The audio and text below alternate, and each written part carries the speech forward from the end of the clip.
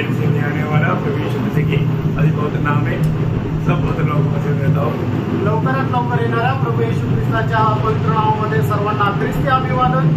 मसीह जीवन कितना श्रेष्ठ जीवन आणि ख्रिस्ती जीवन किती श्रेष्ठ जीवन आहे। सारा सृष्टि का सृजनहार महान परमेश्वर की दिल में एक बहुत बड़ा एक इच्छा था आणि संबंध सृष्टीचा सृष्टिकर्ता महान परमेश्वराच्या हृदयामध्ये एक खूप मोठी इच्छा होती। परमेश्वर की दिल में अनादिकाल में एक इच्छा प्रभु ने रखा था आणि परमेश्वराच्या हृदयामध्ये अनादि कालापासून एक इच्छा ठेवली होती और वो इच्छा पूरा करने के लिए समय पर प्रभु ने काम शुरू किया आणि ती इच्छा पूर्ण करण्याकरता वेळेवर प्रभूने कार्याला सुरुवात केली। ये सारा यूनिवर्सल प्रभु ने उसके लिए बनाया आणि संबंध विश्व जे आहे ते प्रभूने त्याच्याकरता बनवलं और प्रभु ने एक सुंदर पृथ्वी बनाया आणि प्रभूने एक सुंदर पृथ्वी बनवली। उसके बाद में प्रभु ने उसमें एक एदन वाटिका बनाया आणि त्याच्यानंतर प्रभूने त्याच्यामध्ये एक एदेन बाग बनवली। उसमें प्रभु ने मनुष्य को रखा आणि त्याच्यामध्ये प्रभूने मनुष्याला ठेवलं। उसके बाद में प्रभु ने मनुष्य पाप करने के कारण अपने बेटे को भेजा आणि मनुष्याने पाप केल्या कारणाने परमेश्वराने आपल्या पुत्राला पाठवलं। वो काल्वरी सूली पर बलिदान हुआ आणि कल्वरी वधस्तंभावर तो बलिदान झाला। मर गया जी उठा आणि तो मेला आणि जिवंत झाला। स्वर्ग में गया आणि तो स्वर्गामध्ये गेला। आज भी वो काम कर रहा है आजही तो काम करत आहे और फिर से आने वाला है आणि तो परत येणार आहे। ये सब किसके लिए किया आणि हे सगळं कोणाकरता केलं? मंडली के लिए मंडळी करता केलं। जो ये सारा सृष्टि के पीछे महान परमेश्वर का दिल में एक ही इच्छा है वो है मंडली। आणि संबंध सृष्टीच्या पाठीमागं महान परमेश्वराच्या हृदयामध्ये एक मात्र इच्छा आहे म्हणजे मंडळी। एफेसियों 3 के 9 वचन में पौलुस कहता है आणि 30 कराचं पत्र 3 वचनामध्ये प्रेषित पौलाच्या प्रकारे म्हटलं और सब पर ये बात प्रकाशित करूं कि उस भेद का प्रबंध क्या है जो सबके सृजनहार परमेश्वर में आदि से गुप्त था। आदि से पिता परमेश्वर के दिल में एक गुप्त बात था वो है प्रभु की मंडली। आणि सुरुवातीपासून परमेश्वराच्या हृदयामध्ये एक गुप्त गोष्ट होती आणि ती म्हणजे मंडळी।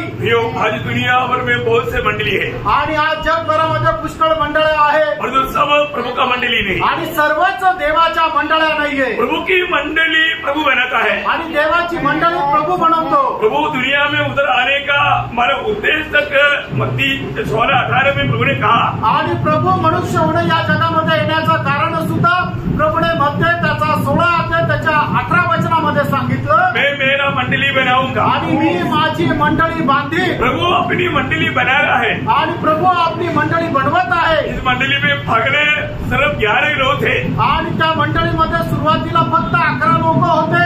उसके बाद में 120 हो गया आणि त्याच्यानंतर 120 झाले। 120 के साथ पत्रोस प्रचार किया तो 3000 हो गया आणि 120 लोकांसोबत पेत्राने प्रचार केला त्यावेळेला 3000 लोक झाले। इसके बाद में बढ़ते गया 5000 हो गया आणि त्याच्यानंतर वाढत गेले 5000 झाले। वो बढ़ते बढ़ते बढ़ते गया आणि वाढत वाढत वाढत गेले। आज का निकलने से ये समाचार हमारे बीच में प्रभु ने भेजा आणि देवाच्या कृपेने ही सुवार्ता प्रभूने आपल्यामध्ये पाठवली और हमें वो सच्चाई पर विश्वास करने के लिए कृपा दिया आणि आपल्याला त्या सत्यावर विश्वास करण्याकरता कृपा केली। आज भी इतना प्रतिकूल के बीच में भी हम लोग इतना आनंद के साथ ये संदेश क्यों सुनाता है आणि एवढ्या प्रतिकूल अवस्थेमध्ये सुद्धा एवढ्या आनंदाचा संदेश आपण का ऐकतो? क्योंकि प्रभु ने हमको अपने लिए बचा लिया। कारण प्रभूने आपल्याला त्याच्याकरता वाचवलं।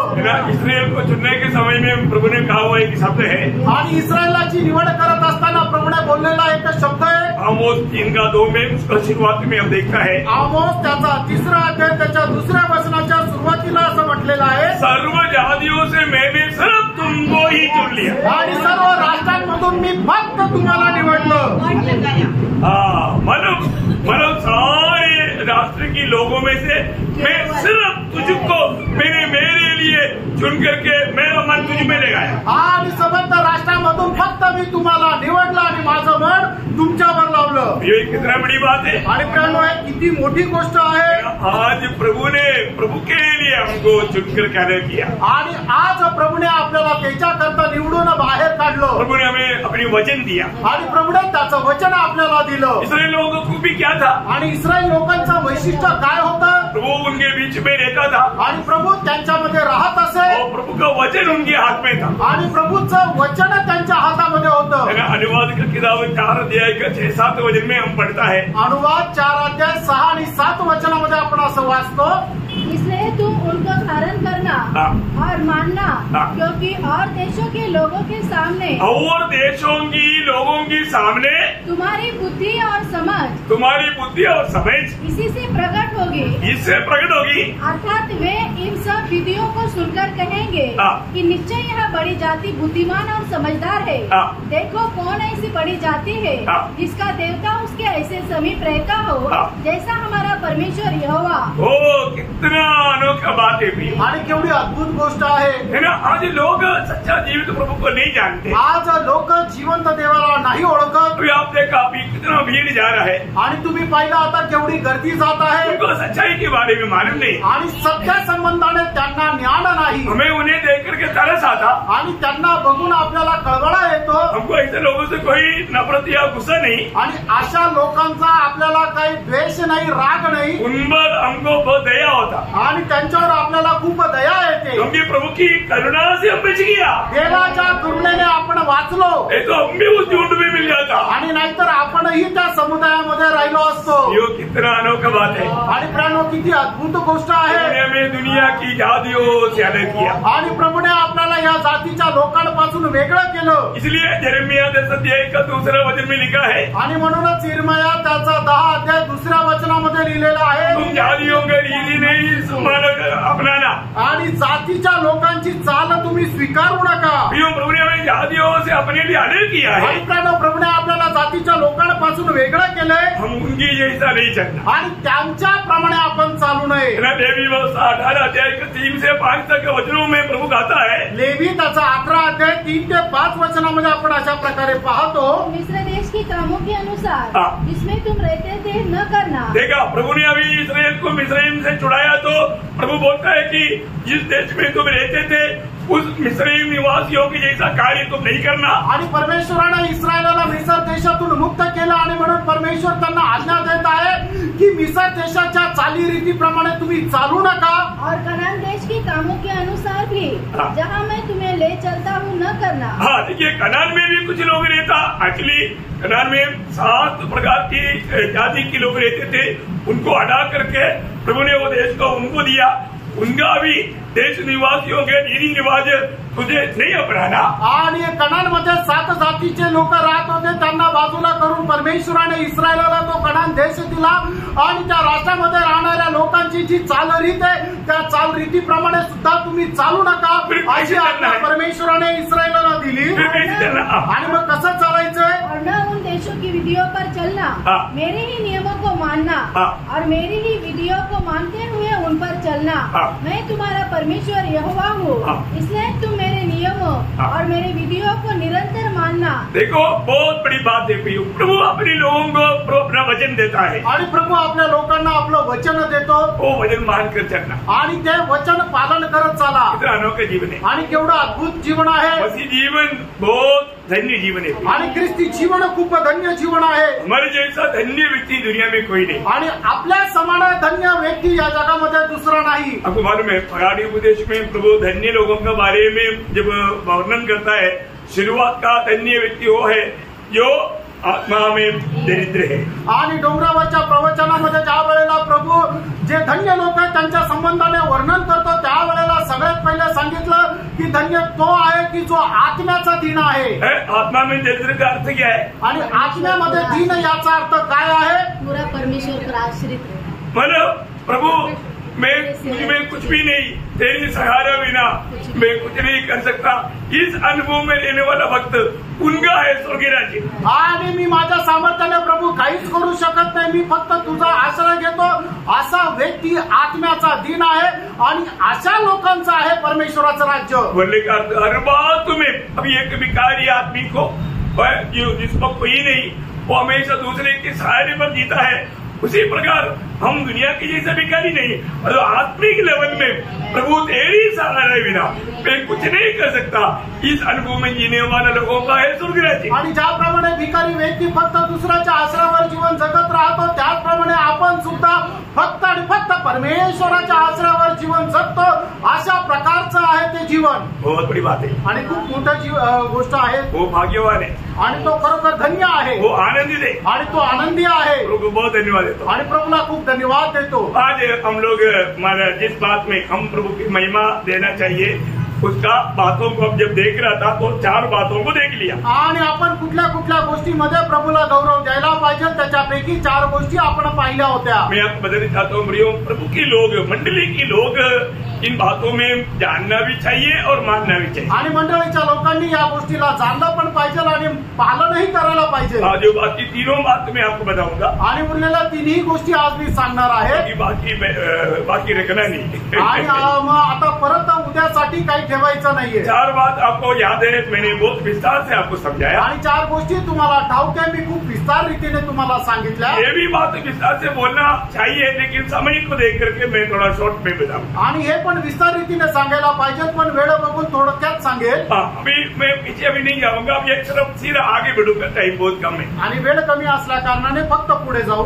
तो अभी 5वा बात है जो पहिला कोरिंथी 6 अध्याय का 19-20 होते. पहिले कोरिंथीकराचं पत्र त्याचा 6 अध्याय 19 आणि 20 वचन. तुम नहीं जानते कि तुम्हारी देह पवित्र आत्मा का मंदिर है जो तुम्हें बसा हुआ है और तुम्हें परमेश्वर की ओर से मिला है और तुम अपने नहीं हो क्योंकि दाम देकर मोल ले गए हो, इसलिए अपने देह के द्वारा परमेश्वर की महिमा करो. तो इसका मतलब यहाँ पर हमें आत्मा और शरीर से प्रभु को महिमा देना है. आणि आपण आपल्या शरीर आणि आत्मा याच्याद्वारे परमेश्वराचा गौरव करायचा आहे. क्योंकि हमारा आत्मा का उद्धार हुआ आणि आपलं आत्म्याचं तारण झालं. अभी हमारा शरीर का उद्धार हुआ नहीं आणि अजून आपल्या शरीराचं तारण झालं नाही. परंतु प्राण बीच में खड़ा है आणि मग आपला जीव जो आहे तो मध्ये आहे. रोज हमें अपने प्राण में उद्धार पाते जाना है आणि दररोज आपण आपल्या जीवामध्ये तारण प्राप्त करत राहायचं तो आहे. अभी आत्मा ये शरीर में रहने के कारण आणि आपला आत्मा या शरीरामध्ये राहिल्या कारणाने प्रभु का वचन कहता है कि ये शरीर के द्वारा प्रभु का महिमा करे.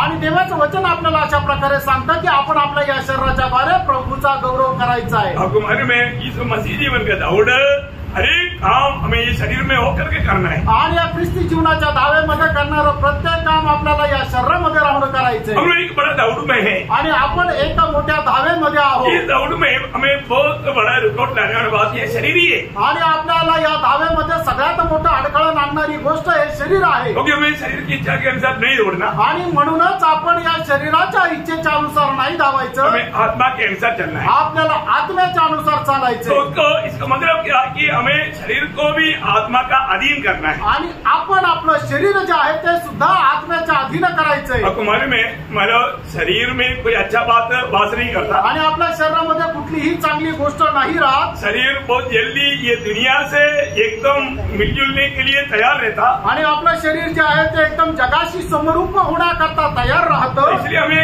एक बहुत बड़ा लड़ाई करके इसमें आगे बढ़ना है. आणि म्हणूनच एक मोठं युद्ध करून याच्यामध्ये पुढे जायचं आहे. हम लोग आज शरीर के अनुसार नहीं चलना चाहिए. आणि आज आपण आपल्या शरीराच्या अनुसार नाही चालायचंय. ऐसे चलेगा तो हमारा वापस आत्मिक मृत्यू हो जाएगा. आणि असं जर चाललं तर परत आपला आत्मिक मरण येईल.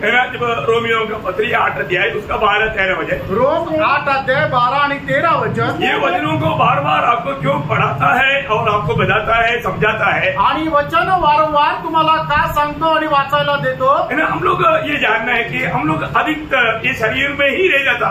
आणि जास्त करून आपण या शरीरामध्येच राहतो. हमें आत्मा में रहना सीखना है. आणि आपण आत्म्यामध्ये राहायला शिकायचंय. और आत्मा के सामर्थ्य में शरीर को आत्मा का अधीन करना है. आणि आत्म्याच्या सामर्थ्यामध्ये राहून शरीर जे आहे ते आत्म्याच्या अधीन करायचंय. हमें पढ़िए थोड़ा. इसलिए हे भाइयों, हम शरीर के कर्जदार नहीं कि शरीर के अनुसार दिन काटे, क्योंकि यदि तुम शरीर के अनुसार दिन काटोगे तो मरोगे, और यदि आत्मा से देह की क्रियाओं को मारोगे तो जीवित रहोगे. हाँ देखा, मतलब आत्मा से हमें देह की क्रियाओं को मारना है. आणि आत्म्याच्या द्वारे आपल्या शरीराची कामं जी आहे ती मारायची आहे. देह का क्रिया क्या है? आणि शरीराची कामं काय काय आहे? जल्दी गुस्सा आणि लवकर राग येणं, पैर भाव, लालसा, गंदे का, दुश्मन, मूर्ति पूजा, झगड़ा, ईर्ष्या, क्रोध, विरोध, फूट, विधर्म, डाळ, मतवालापन, ये सारे काम शरीर से. आणि हे सगळी कामं जी आहे ती शरीराच्या द्वारे आहे. ये काम होता है कि नहीं? आणि हे काम होतात का नाही? होता ना, आणि होतात ना. लेकिन हमें ऐसे चलेगा तो क्या होगा, हमारे आत्मीय जीवन में मृत्यू आएगा. आणि असं जर चाललं तर मग काय होईल, आपल्याला आत्मिक जीवनामध्ये मरण येईल. देखो हम लोग कितना भी सिखाएगा तो भी बहुत कम सीखेगा लोग. आणि कितीही आपण शिकवलं तरी लोक कमी शिकतील. हमारे जीवन में मतलब जो रोज रोज, इसलिए हमको मतलब जो लोग बात आत्मिक जीवन के लिए, आत्मा की आत्मिक दौड़ के लिए रुकावट करने वाले बातों को जो दूर करना चाहिए, निकाल देना चाहिए, ये काम हमें रोज करना है. आणि आत्मिक जीवनाच्या वाढीकरता जे अडखळण होणारे जे कामं आहेत ते आपण दूर करायला पाहिजे. मैं एक दो बात आपको याद दिलाता हूँ. आणि एक दोन गोष्टी मी तुम्हाला आठवण करून देतो. इस दौड़ में रुकावट करने वाला बात है, जैसा अभी इब्रानियों 12 अध्याय का 1 वचन. आणि इब्रिकराचं पत्र त्याचा 12 अध्याय त्याचं 1 वचन. जबकि गवाहों का ऐसा बड़ा बादल हमको घेरे हुए है, तो आओ हर एक रोकने वाली वस्तु, हर एक रुकने वाली वस्तू और उलझाने वाले पाप को देखा, उलझाने वाला पाप. आणि प्रत्येक आपल्याला अडवणारी गोष्ट आणि आपल्याला भ्रमामध्ये पाडणारं पाप. मतलब हमें कुछ पाप हमें उलझाने वाला पाप है. आणि काही पाप जे आहे ते आपल्याला त्याच्याकडे ओढून घेतो. क्या उलझाने वाला पाप करता? आणि मग ते ओढून घेणारं पाप याचा अर्थ काय?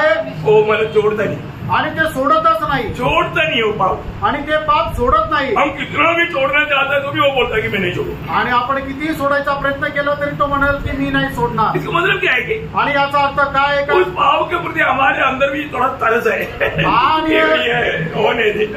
आणि त्या पापा संबंधाने आपल्या मनामध्ये जरा कळवळ आहे की हे व्हायला पाहिजे. मतलब ऐसा नहीं होना चाहिए. आणि असं नसायला पाहिजे. हमें दूर करना ही चाहिए. आणि ते आपण दूर करायलाच पाहिजे.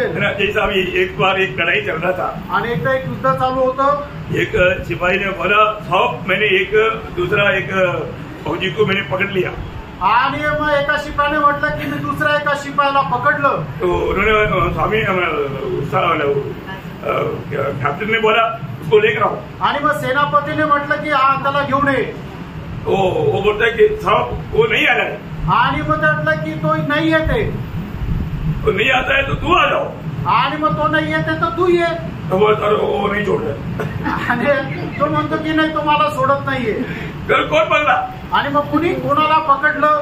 उसने इसको पकड़ा है. आणि त्याने याला पकडलंय. और ये क्या बोल रहा है? हा काय म्हणतोय? सब हमने एक को पकड़ा. आणि मी एका शिपायाला पकडलंय. ऐसे बहुत लोगों का पाप है. आणि असं पुष्कळ लोकांचा पाप आहे. पाप पर वो छोड़ने के लिए तैयार नहीं. आणि लोक पाप सोडायला तयार नाही. उसको एक मित्र जैसा बना कर रखा. आणि एका मित्राप्रमाणे त्याला बनवून ठेवलं. जो कभी भी कोई भी प्रकार प्रभु ने मना किया, वो कोई भी ऐसा बात हमारे जीवन में रहेगा तो हमारे आत्मीय दौड़ में हम लोग धीमा हो जाए. आणि प्रभूने मनाई केलेली कुठलीही गोष्ट आपल्या जीवनामध्ये जर राहिली तर आत्मिक धावेमध्ये आपण मंदावलेलं राहू. जल्दी में एक दो बात आपको याद दिलाता हूँ. आणि लवकर एक दोन गोष्टी मी तुम्हाला सांगतो. याकूब 12 अध्याय का 21 वचन. याकूब त्याचा 1 अध्याय त्याचं 21 वचन. सारी मलिनता और बैरभाव की बढ़ती को दूर करके. देखा, मतलब सारी मलिनता और बैरभाव. अभी आपको मालूम है कभी भी ऐसा कुछ बातें हमारे जीवन में कभी भी आ सकता है. आणि कधीही आपल्या जीवनामध्ये अशा प्रकारच्या गोष्टी येऊ शकतात. इसको क्या करना? याला काय करायचंय? दूर करना. याला दूर करायचंय. हमारे जीवन में, मेरे जीवन में ऐसी कुछ बात है क्या? आणि माझ्या जीवनामध्ये असं काही गोष्टी आहे का? कोई भी अशुद्धि की बात. आणि कुठल्याही अपवित्र गोष्टी, जो भी मलिनता का बात, आणि एकदम मलिनतेच्या गोष्टी, उसको दूर करना. त्याला दूर करायचंय. बाकी पूरा में नहीं, शॉर्ट में जोड़ा जाए कि आप लोग मेरे साथ चलना. तो पहला पत्र 2 अध्याय के 12 वचन. आणि पहिले पेत्र 2 अध्याय 1 वचन. इसलिए सब प्रकार का बैरभाव, सब प्रकार का बैरभाव, छल, सब प्रकार का छल, सब प्रकार का कपट, सब प्रकार का कपट, सब प्रकार का डाह, सब प्रकार का डाल, सब प्रकार की निंदा को दूर करके. हाँ, देखो ये सब हमें दूर करना है. आणि हे सगळं काय आपल्याला दूर करायचंय. जाने अनजाने हम कितनी बार एक एक बातों को, वो ऐसा है, ये ऐसा है. हम कई बार कई लोग जल्दी न्याय कर देता. न्याय करने का अधिकार हमको नहीं. आणि पुष्कळाला आपण काय म्हणतो, हा असा आहे तो तसा आहे, आपण लवकर लोकांचा न्याय करतो, पण न्याय करण्याचा अधिकार आपल्याला नाहीये. यहाँ पर बोला वो एक भी बात हमारे में नहीं होने. आणि या ठिकाणी सांगितलेली एकही गोष्ट आपल्यामध्ये नसायला पाहिजे. ये दूर करना है. आणि हे आपण दूर करायचंय. इनमें से कोई भी बात अभी विस्तार से बोलने के लिए टाइम नहीं, इससे पहले भी लिया है. मैं आपको बोलता हूँ ऐसा कोई भी बात है तो उसको दूर करने में देर ना करें। आणि अशी कुठलीही गोष्ट जर असेल तर ती दूर करायला आपण वेळ लावायचा नाहीये। रोमियो का पत्री उसका 13 अध्याय का 12 वचन, रोम 13 अध्याय त्याचं 12 वचन। रात बहुत बीत गई है और दिन निकलने पर है, इसलिए हम अंधकार के कामों को त्याग कर अंधकार का कोई काम मुझ में है क्या? आणि अंधकाराचं कुठलं काम माझ्यामध्ये आहे का? अंधकार का काम मतलब आणि अंधकाराचं काम याचा अर्थ किसी प्रकार का भी पाप का स्वभाव उसमें आ जाता, आणि प्रत्येक प्रकारच्या पापाचा स्वभाव त्याच्यामध्ये येतो। किसी प्रकार का भी पाप का स्वभाव मुझ में है क्या? आणि कुठल्या प्रकारे पापाचा स्वभाव माझ्यामध्ये आहे का? हम एक समय में अंधकार में थे आणि एके वेळेला आपण अंधकारामध्ये होतो, और अभी हम अंधकार में नहीं, आणि आता आपण अंधकारामध्ये अभी नाही, हम अद्भुत ज्योति में है, आणि आता अद्भुत प्रकाशामध्ये आहोत। अभी हमें अंधकार के काम हमारे में नहीं होना चाहिए, आणि आता अंधकाराचं काम आपल्यामध्ये नसायला पाहिजे, अभी हम ज्योति की संगति में भी रहता, आणि आता आपण प्रकाशाच्या संगतीमध्ये पण राहतो। आप लोग कभी नहीं भूलने वाला एक वचन है पहला यूहन्ना उसका पहला अध्याय का 6-7 वचन, पहिला योहान त्याचा पहिला अध्याय 6 आणि 7 वचन। यदि हम कहे कि उसके साथ हमारी सहभागिता है और फिर अंधकार में चले तो हम झूठे हैं और सत्य पर नहीं चलते, पर यदि जैसा वो ज्योति में है वैसे ही हम भी ज्योति में चले तो एक दूसरे से सहभागिता रखते। देखो अगर हम ज्योति में चलेगा तो हमें एक दूसरे से सहभागिता है, आणि जर आपण प्रकाशामध्ये चाललो तर आपली एकमेकांसोबत सहभागिता आहे। Praise the Lord, praise the Lord, hallelujah, hallelujah. प्रभु का उपस्थिति में प्रभु का वचन ध्यान से सुनना बच्चों, आणि प्रभूच्या उपस्थितीमध्ये प्रभूचं वचन लक्ष देऊन ऐका। आप लोग काम पर आया ये बात तो कभी भूलना नहीं, आणि तुम्ही कुठे आला हे तुम्ही विसरू नका, प्रभु का वचन की ओर ध्यान देना, आणि प्रभूच्या वचनाकडे लक्ष द्या। प्रभु का वचन को दुर्लक्ष करना तक तो पाप है और प्रभु के और मतलब सजा का बात है, आणि प्रभूच्या वचनाकडे दुर्लक्ष करणं एक पाप आहे, आणि प्रभूच्या दृष्टीने ते एक शिक्षादायक असं पाप आहे। प्रभु की उपस्थिति में आप आया है आणि तुम्ही प्रभूच्या उपस्थितीमध्ये आले, प्रभु का आपको आशीष दे, आणि प्रभू तुम्हाला आशीर्वाद देव। तो हम लोग उद्धार पाने के बाद में भी हम लोग उस पुराना उस शरीर में रहता, आणि तारण प्राप्त झाल्यानंतर आपण जुन्याच शरीरामध्ये राहतो, और शरीर का काम हमारे जीवन में आ सकता है, आणि म्हणून त्या जुन्या शरीराचं काम जे आहे ते परत आपल्यामध्ये येऊ शकतं। लेकिन एफिसियों का पत्री उसका 4 अध्याय है उसका 22 वचन, इफिसकराचं पत्र 4 अध्याय त्याचं 22 वचन, कि तुम पिछले चाल चलन के पुराने मनुष्यत्व को पिछली चाल चलन बोलेगा तो पुराना मनुष्य, आणि जुना मनुष्य, पुराना मनुष्य की वो चाल चलन को जो भरमाने वाली अभिलाषाओं के अनुसार भ्रष्ट होता जाता है उतार डालो, मतलब उसको पास में मत रखो, आणि मग जुन्या मनुष्याच्या ज्या गोष्टी आहेत त्या तुम्ही आपल्या जवळ ठेवू नका, वो बातों को उतार डालना, आणि त्या गोष्टी ज्या आहेत त्या तुम्ही काढून टाका। प्रभु में अगर आप आया है तो, आणि प्रभूमध्ये तुम्ही आलेले आहात तर पुराना वो बात नहीं होना चाहिए, आणि जुन्या त्या गोष्टी नसायला पाहिजे, उसको उतार डाला है कि नहीं परखो, आणि त्याला काढून टाकलंय का नाही जरा पारखून बघा। एक बार एक व्यक्ति ने एक व्यक्ति का गंदा वस्त्र देख करके उसको एक नया वस्त्र दिया, आणि एका व्यक्तीने दुसऱ्या व्यक्तीचे खराब कपडे घाणेरडे कपडे पाहून त्याला नवीन कपडे दिले, जो पुराना वस्त्र से बहुत वास आ रहा था, कारण जुने त्याचे जे कपडे त्याच्यातून खूप दुर्गंध येत होता, एक नया वस्त्र दिया, आणि म्हणून त्याला नवीन कपडे दिले। उसने क्या किया, त्याने काय केलं, उसके ऊपर वो नया वस्त्र पहन लिया, आणि त्याच्यावरती ते नवीन कपडे घातले, और जो वो आया आणि ज्या वेळेला तो आला अभी भी बहुत वास आ रहा है, आणि तरी पण तो वास येत आहे, उसको पूछा है कि वो पुराना वस्त्र कहाँ है, आणि मग त्याला विचारलं ते जुने कपडे कुठे आहे, और वो अंदर है, आणि तो म्हटलं ते आतमध्ये। देखा बाहर से सिर्फ पुराने नया वस्त्र पाया परंतु अंदर वो गंदा वस्त्र है अभी भी वासी आ रहा है, आणि बाहेरून त्याने नवीन कपडे घातले पण आतमध्ये ते जुनेच कपडे त्याचा वास येतो।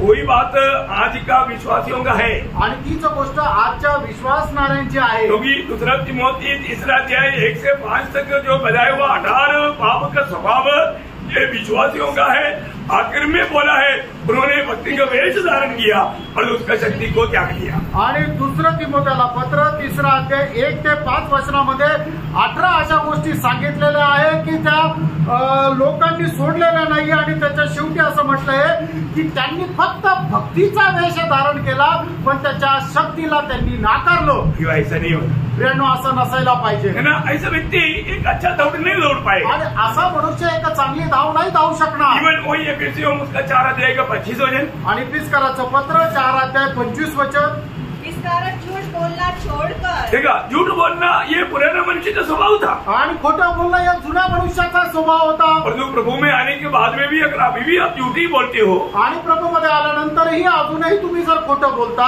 उनका दिल को कितना दुख रहेगा. आणि प्रभूच्या हृदयाला किती दुःख राहील. मैं प्रभु हमारा हर एक बातों को सुनता है. आणि प्रभू आपली प्रत्येक गोष्ट ऐकतो. प्रभु बोलता है कि उन बातों को छोड़ना. आणि प्रभू म्हणतो त्या गोष्टीचा त्याग कर. है ना, एक बड़ा लिस्ट जैसा पड़ोसियों का पत्र 3 अध्याय 8 वचन में लिखा है. गलतीकराचं पत्र 3 अध्याय त्याच्या 8 वचनामध्ये असं लिहिलंय, पर अब तुम इन सबको अर्थात क्रोध, रोष, वैरभाव, निंदा और मुंह से गालियां बकना, ये सब बातें छोड़ दो, ये सब बातें छोड़ दो प्रियो. ये सब बात देख करके आप भक्ति करना चाहते हो, वो कभी भी प्रभु का महिमा नहीं होगा और आपके आत्मिक उन्नति भी नहीं होगा. आणि या सर्व गोष्टी आपण आपल्या जीवनामध्ये ठेवून प्रभूची जर भक्ती केली तर प्रभूचा कधीही गौरव होणार नाही आणि आपलीही आत्मिक उन्नती होणार नाही. तो हमें ये बात को जानना. अभी बहुत लोग ऐसे बात उनके जीवन में रहने के कारण क्या हुआ, अभी गलातिया मंडली के बारे में प्रभु दास ने एक बड़ा गवाही दिया 5:7 में. आणि गलातीकराचं पत्र 5 अध्याय 7 वचन, तुम तो भली भांति दौड़ रहे थे. देखो, गलाती की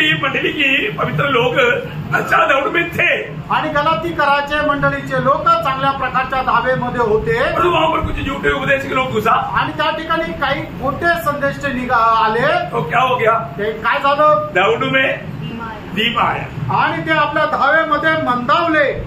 हम लोग अभी कहाँ पर आया, आणि प्रेरणा आता आपण कुठे आलो, एकदम एंड टाइम में. आणि एकदम शेवटल्या वेळेमध्ये. तो एंड टाइम में क्या होगा, आणि या शेवटल्या वेळेमध्ये काय होईल, विश्वास त्याग.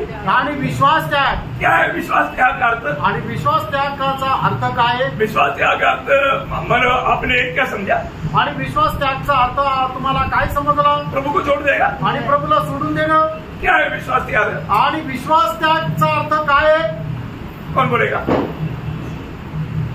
है विश्वास त्याग का अर्थ है सत्य वचन को छोड़ देगा. आणि विश्वास त्याग याचा अर्थ जे सत्य वचन आहे त्याला सोडून देणं. सच्चा उपदेश को छोड़ देगा. आणि जो खरा उपदेश आहे त्याला सोडून देणं. Praise the Lord. Praise the Lord. बहुत अच्छी तरह समझना प्रिय. आणि खूप चांगल्या प्रकारे समजून घ्या प्रियांनो. आज लोग सत्य उपदेश पत्य उपदेश सुनने के लिए तैयार नहीं. आणि आज लोक देवाचा सत्य आणि पत्य उपदेश ऐकायला तयार नाही. हर एक जगह पर मतलब कैसे भी भीड़ इकट्ठा करने के लिए उपदेशों में मिलावट कर दिया. आणि कसंही करून गर्दी एकत्र आणण्याकरता जे देवाचा सत्य उपदेश आहे त्याच्यामध्ये भेसळ केली. ये बात अंत समय में होगा करके प्रभु की आत्मा पहले से जाना.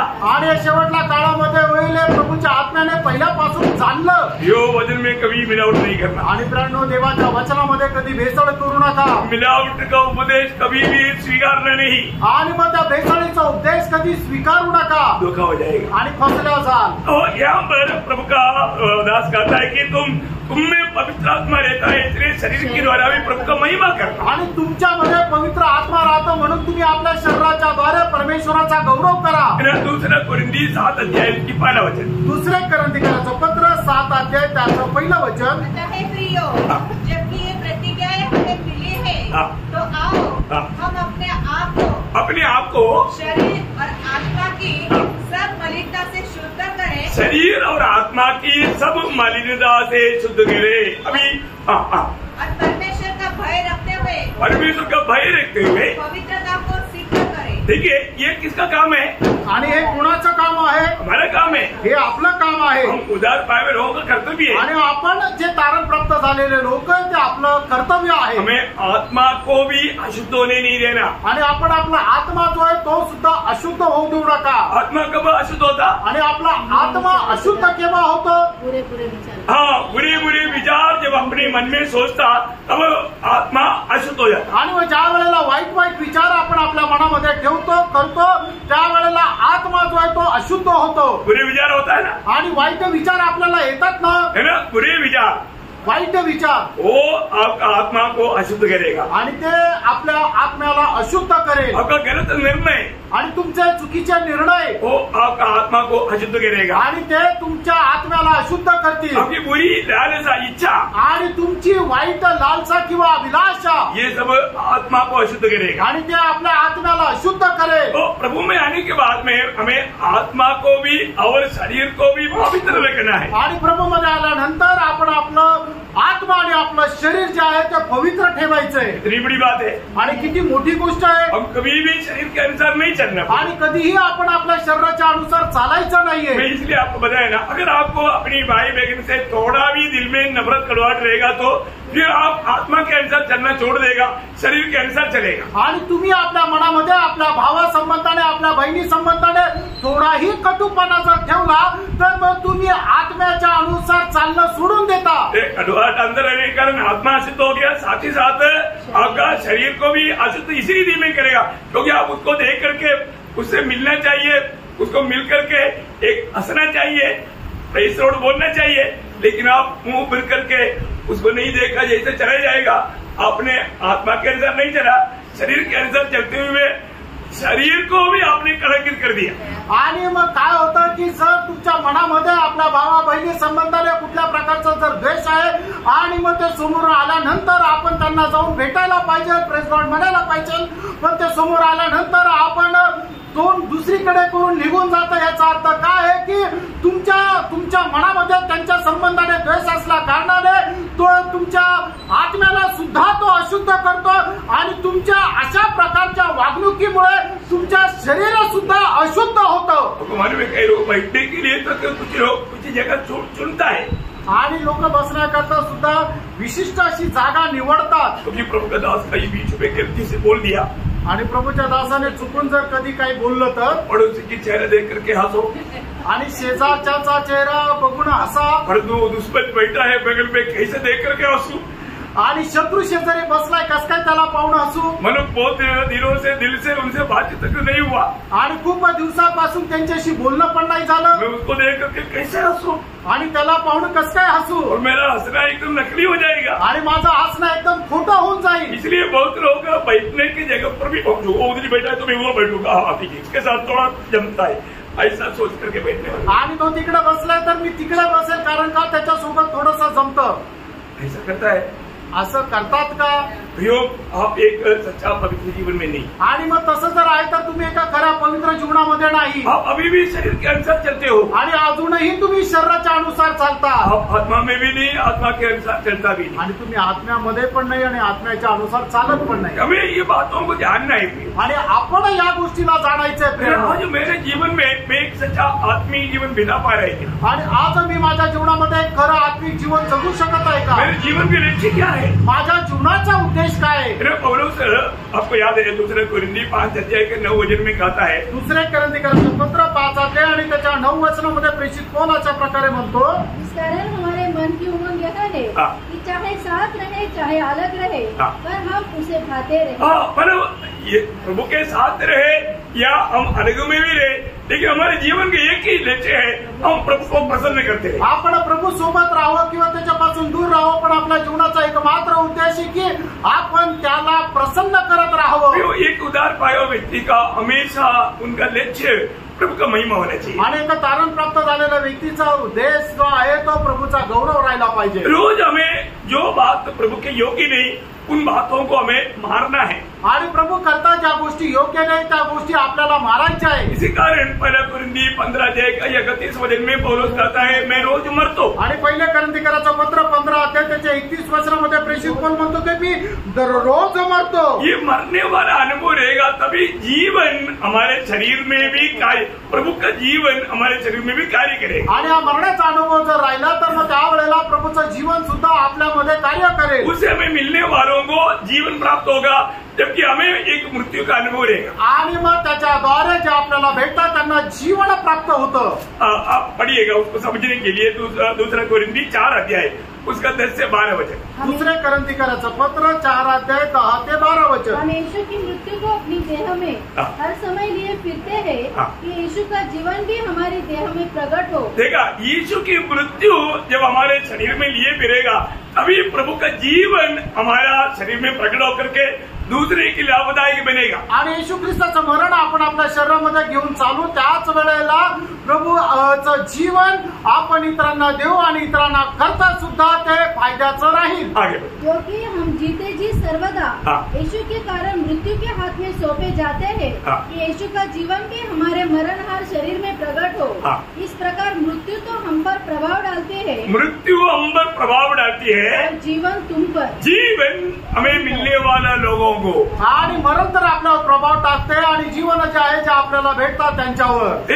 एक सच्चा समर्पित जीवन है मसीह जीवन, आणि एक खरं समर्पित जीवन आहे ते ख्रिस्ती जीवन है ना। हम लोग दिल लगा करके प्रभु की खातिर हमेशा कष्ट के लिए तैयार रहना, आणि संपूर्ण अंतःकरणाने प्रभु करता कष्ट सहन करायला तयार राहायचे, तभी प्रभु का प्रसन्नता रहेगा आणि त्याच्यामध्येच प्रभूची प्रसन्नता राहील। पहला पत्रोस उसका दूसरा अध्याय उसका 19 है, पहिले पेत्र दूसरा अध्याय 19 वचन। क्योंकि यदि कोई परमेश्वर का विचार करे, परमेश्वर की विचार करके अन्याय से दुख उठाता हुआ क्लेश सहता है, तो ये सुहाना है। प्रभु के लिए ये सुहाना है, या प्रभु को प्रसन्न करने वाली बात है। आणि ये गोष्टी ज्या आहेत त्या प्रभूला प्रसन्नदायक आहे। प्रभु के खातिर हम कष्ट सहने के लिए वॉलंटियरली तयार रहना चाहिए, आणि प्रभू करता कष्ट सहन तयार करायला आपण स्वतःहून तयार राहायला पाहिजे। ये प्रभू को महिमा करने वाला बात है, आणि हे प्रभूला गौरव देणारी गोष्ट आहे। प्रभु धन्यवाद, प्रभूला धन्यवाद असो। 6व्या बात पर मैं आना चाहता हूँ, आणि 6व्या गोष्टीकडे मी येऊ इच्छितो। मैंने दूसरा थिस्सलुनीकियों पहला अध्याय 11 वचन, दुसरा थिस्सलुनीकराचं पत्र त्याचा पहिला अध्याय त्याचं 11 वचन। इसलिए हम सदा तुम्हारे लिए प्रार्थना भी करते हैं कि हमारा परमेश्वर तुम्हें इस कुल्हाड़ के योग्य समझे और भलाई की हर एक अच्छी और विश्वास के हर एक काम को सामर्थ्य सहित पूरी करे। हमारे परमेश्वर और प्रभु यीशु मसीह के अनुग्रह के अनुसार हमारे प्रभु यीशु का नाम तुम में महिमा पाए। प्रभु यीशु मसीह के नाम तुम में महिमा पाए, और तुम उसमें, तुम उसमें। देखो, प्रभु का नाम तुम में महिमा पाना और प्रभु तुम में, आणि प्रभूचं नाव तुमच्यामध्ये गौरविलं जावं आणि तुम्ही त्याच्यामध्ये। कौन सा वचन है? 12 वचन। हाँ सॉरी, आप लोगों का 12 वचन दिख रहा, मेरा मलयालम में वो 11 वचन था, इसलिए सॉरी।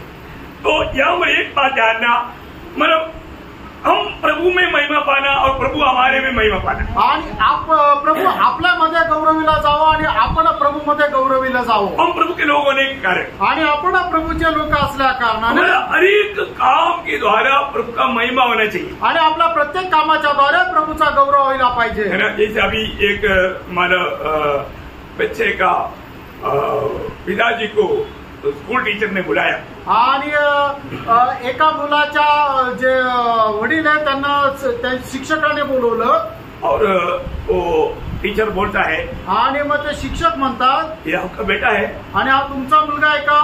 बहुत अच्छा बेटा, आणि खूप चांगला मुलगा आहे। ये और बच्चों के बीच में एक बहुत अच्छा गवाही का जीवन बिताता, आणि इतर मुलांमध्ये तो खूप चांगल्या प्रकारचं साक्षीचं जीवन जगतो। तो कोई कंप्लीट स्कूल में नहीं, आणि याची कुठलीही प्रकारे शाळेमध्ये तक्रार नाहीये। अपने बच्चों को कितना अच्छा शिक्षण दे करके उनको पालन पोषण किया, आणि तुम्ही आपल्या मुलांना किती चांगलं शिक्षण देऊन त्यांना पालन पोषण केलं। यहाँ पर क्या हुआ? या ठिकाणी काय झालं? वो बच्चे को भी महिमा मिला और पिता को भी महिमा मिली, आणि त्या मुलाचा पण गौरव झाला आणि त्याच्या वडिलांचा पण गौरव झाला। और उसी स्थान में, आणि त्याच ठिकाणी एक बच्चा का पिताजी, आणि एका मुलाच्या वडिलांना टीचर बोलता है, आणि मग ते टीचर म्हणतात, तो तुम इसका पिता है, आणि तू यांचे वडील आहेत का? ये कितना बदमाश है, आणि तो किती बदमाश आहे, ये बड़ा चोर है, आणि तो चोर आहे, स्कूल का नंबर 1 गुंडा, आणि शाळेतला 1 नंबरचा गुंड, तुम कैसे इनको शिक्षण देता? आणि असं कसं काय त्यांना वाढवलं? क्या होगा? काय झालं? वो पिता का मुंडी नीचे होगा, आणि त्या बापाची जे मान आहे ते खाली जाईल। वो टीचर को क्या जवाब देगा? आणि मग त्या शिक्षकाला काय उत्तर देईल? और वो बच्चे का भी मुंडी, आणि त्या मुलाची पण मान नीचे जाएगा, खाली जाईल। तो वो बच्चे को भी कोई महिमा नहीं हुआ, पिता का भी नहीं महिमा नहीं हुआ, उससे बढ़ करके दोनों का निंदा हुआ, आणि त्या मुलाचा पण गौरव नाही झाला, त्याच्या वडिलांचा पण गौरव गुन्हे झाला, पण दोघांचीही निंदा झाली. दूसरा क्या हुआ? आणि दुसऱ्याचा काय झालं? पिता को भी अभिमान हुआ आणि वडिलांना अभिमान झाला. मेरा बच्चा है, हा माझा मुलगा आहे, मैं उसको ऐसा शिक्षण देता हूँ आणि मी याला असं शिक्षण देतो, इसलिए गलत हो ही नहीं सकता. आणि म्हणून तो चुकीचा राहू शकत नाही. पिता को भी कितना गर्व है, आणि मग वडिलांना सुद्धा किती गर्व आहे. आज कितनी मसीह लोगों की द्वारा प्रभु का नाम निंदा हो रहा है. आज किती ख्रिस्ती लोकांच्या द्वारे प्रभूच्या नावाची निंदा होत आहे. आपको सबको मालूम, रोमियो 2:24 में लिखा है, तुम्हारे कारण अन्य जातियों में परमेश्वर के नाम की निंदा की जाती है. यो तुम्हारे कारण प्रभु का निंदा नहीं होने देना प्रियो. आणि तुमच्यामुळे प्रभूच्या नावाची निंदा होऊ देऊ नका. है ना. आज कितनी ऐसे ख्रिस्ती लोग हैं, उनका नाम से प्रभु का निंदा हो रहा है. आणि आज किती असे ख्रिस्ती लोक आहेत की त्यांच्यामुळे प्रभूच्या नावाची निंदा होत आहे. मैंने आपको कई बार बताया, आणि पुष्कळ वेळा मी सांगितलं, एक बार एक मंदिर में मूर्ति चोरी हो गया, आणि एका मंदिरामध्ये मूर्ती चोरीला गेली. केरला में हुआ बात है, आणि केरळमध्ये झालेली गोष्ट आहे. और पुलिस ने ढूंढ करके पकड़ा, आणि पोलिसांनी शोधलं आणि पकडलं. पकड़ने के बाद उसका नाम क्या? आणि पकडल्यानंतर त्याचं नाव काय? स्टीफन. स्टीफन. और एक स्टीफन प्रभु के लिए साक्षी हुआ, इसलिए एक स्टीफन चोरी करके प्रभु का नाम का निंदा की. आणि एक स्टीफन होता की जो प्रभू करता रक्त साक्षी झाला, आणि इथं हा एक स्टीफन आहे की तो चोरी केल्यानंतर पकडला गेला. कितना बड़ा दुख की बात. आणि किती मोठ्या दुःखाची गोष्ट आहे. नाम सुनेगा तो यीशु मसीह का, एक मसीह व्यक्ति का नाम, आणि त्याचं नाव जर ऐकलं तर एक ख्रिस्ती नाव, हर दोस्त का काम कितना बुरा है, आणि त्याचं काम किती वाईट आहे. प्रियो, हर एक पवित्र लोग ये बात को जानना है कि हमारे जीवन से प्रभु का महिमा होना और प्रभु का नाम हमारे में भी महिमा पाना. आणि आपल्या जीवनाच्या द्वारे प्रभूचं नाव गौरविलं जायला पाहिजे, आणि प्रभू मध्ये आपलं नाव गौरविलं जायला पाहिजे. यीशु मसीह ने सिखाया प्रार्थना का भी पहला शब्द क्या था? आणि प्रभूने आपल्याला शिकवलेली जी प्रार्थना, त्याचा पहिला शब्द काय होता? तेरा नाम पवित्र माना जाए. आणि तुझं नाव पवित्र मानलं जावं. बोले कैसा पवित्र माना जाएगा? आणि प्रभूचं नाव कसं पवित्र मानलं जाईल? हम एक पवित्र जीवन बिताए तभी. आणि आपण एक पवित्र जीवन जगलो तर. ये प्रार्थना जपने वाला व्यक्ति ये गवाही देता है, प्रभु मैं तेरी महिमा के लिए पवित्र जीवन बिताता हूँ. आणि अशा प्रकारे बोलणारा व्यक्ती तो या गोष्टीची साक्ष देतो की हे प्रभू तुझ्या करता मी एका पवित्र जीवन जगतो. कितना श्रेष्ठ बात है, आणि किती श्रेष्ठ गोष्ट आहे. तो मतलब प्रभु हमें और हम प्रभु में महिमा पाना, आणि प्रभू आपल्यामध्ये आणि आपण प्रभू मध्ये गौरविला जाणं. आखिरी बात भी जल्दी बता कर समाप्त करूंगा. आणि 7वी गोष्ट सांगून या ठिकाणी मी थांबेल. मतलब प्रभु में होने के कारण प्रभु का महिमा इससे होता है जबकि हम प्रभु के लिए अधिक फल लाता. आणि मग प्रभू करता आपण जास्त फळ आणतो, त्याच्याद्वारे प्रभूचं नाव गौरविलं जातं. सुसमाचार 15:8. आणि योहान 15 त्याचं 8 वचन. मेरे पिता की महिमा इसी से होती है कि तुम बहुत सा फल लाओ. हाँ, देखिए प्रियो, अगर हम प्रभु में आने के बाद में एक फलदायक जीवन नहीं बिताएगा तो प्रभु का महिमा नहीं होता. आणि प्रभू मध्ये आल्यानंतर आपण एक फलदायक जीवन जर जगलो नाही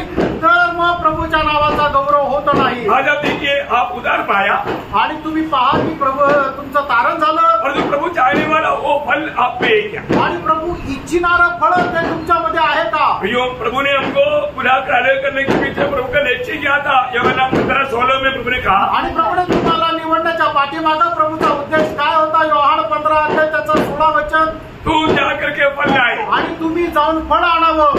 में जाकर के फल लाना है. आणि मित्रांनो, जाऊन आपल्याला फळ आणायचंय. हमारे भी एक फलदायक जीवन होना, आणि आपल्यामध्ये एक फलदायक जीवन राहायला पाहिजे. आज बहुत से लोगों के जीवन को देख करके बहुत दुखदायक अवस्था है. आज पुष्कळ लोकांचं जीवन बघून एक दुःख वाटतं. अब हमारे पुराने नियम में या यशायाह पुस्तक किताब में, आणि यशायाह संदेशाच्या पुस्तकामध्ये 5 अध्याय का 1, 2, 3 वचन जब पढ़ेगा तो, आणि 5 अध्याय त्याचं 1, 2 आणि 3 वचन जर वाचलं तर प्रभु एक बड़ा एक दृष्टांत इस्राएल के बारे में बोलता है. आणि प्रभू एक मोठा दृष्टांत इस्रायला संबंधाने सांगतो. प्रभु ने एक दाखिल लाकर लगाया, आणि प्रभूने एक द्राक्षवेल आणला आणि तो लावला, चारों तरफ दीवार बांध करके उनको सुरक्षित किया, आणि चहू बाजूने कोट बांधला आणि त्याला सुरक्षित केलं. तो समय समय पर घास पानी सब कुछ दिया, आणि वेळोवेळी त्याला खत पाणी सगळं काही दिलं. बड़ी आशा के साथ एक कुंड भी तैयार किया, आणि खूप आशेसह एक कुंड पण तयार केला. जब समय आया तो वहाँ से आया निकम्मा दाखव.